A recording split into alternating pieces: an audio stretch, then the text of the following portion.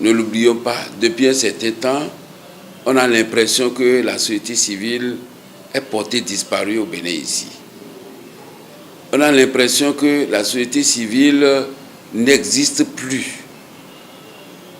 Nous autres, en organisant cette assemblée générale et en faisant de cette assemblée générale une rénovation de la société civile, nous nous sommes engagés à redorer justement le blason de la société civile au Bénin ici. Et ceci dans toutes les 77 communes de notre pays, dans les 12 départements de notre pays. Ne l'oubliez pas, les cadres de concertation, certains cadres de concertation communaux ont franchement disparu. D'autres ont souffert de la politique. Et c'est pour ça que nous autres, en prenant l'engagement de suivre la ligne de la société civile, nous avons dit qu'il faut dépolitiser aussi la société civile. Il ne faut plus que la société civile soit assise sur deux chaises, chaise politique et chaise de la société civile. Il faut que la société civile soit une vraie société civile au service des populations, au service des femmes et hommes de notre pays, au service de la veille citoyenne. Voilà ce pourquoi nous nous sommes engagés. Sinon, je ne serais pas...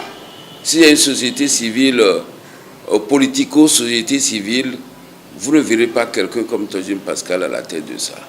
Mais c'est parce que nous avons pris des engagements fermes pour mieux faire.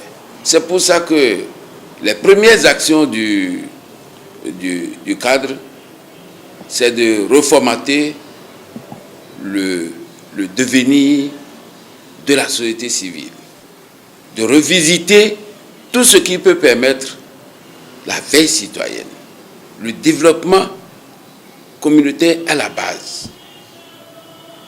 Que faire pour que les 7 composantes de la société civile puissent se retrouver dans ce que nous appelons aujourd'hui le cadre national? De tout faire pour que les autres plateformes se reconnaissent dans un cadre national. C'est pour cela que tout de suite, nous allons engager de dialogue avec chaque plateforme. Dialogue sincère et franc, utile pour le devenir de notre pays. Nous allons aussi engager de dialogue avec les pouvoirs publics, parce que ne l'oublions pas, la société civile n'est pas l'opposition à l'action publique. Non, mais plutôt veiller à ce que l'action publique soit utile pour le peuple. Et je crois que c'est ça que nous voulons faire. Nous allons très rapidement faire une sorte de concertation pour élaborer un plan stratégique de développement de la société civile dans notre pays. Je crois que tout le monde va y contribuer. Parce que ne l'oublions pas, la presse aussi fait partie des 7 composantes de la société civile. Nous n'allons pas oublier aussi nos têtes couronnées, parce que celles-là sont les gardiens de la paix dans notre pays.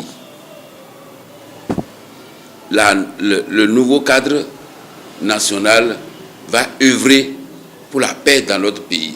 Nous allons tout faire pour que la paix revienne dans la cité et que chacun, au lieu de se regarder en chien de faïence, que chacun se voit entre frères et amis.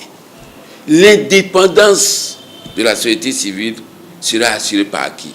En tout cas, c'est l'engagement que nous prenons. C'est pour ça que la population doit avoir confiance en nous. Mais écoutez, c'est un engagement sérieux parce que mon élection a été une élection exceptionnelle.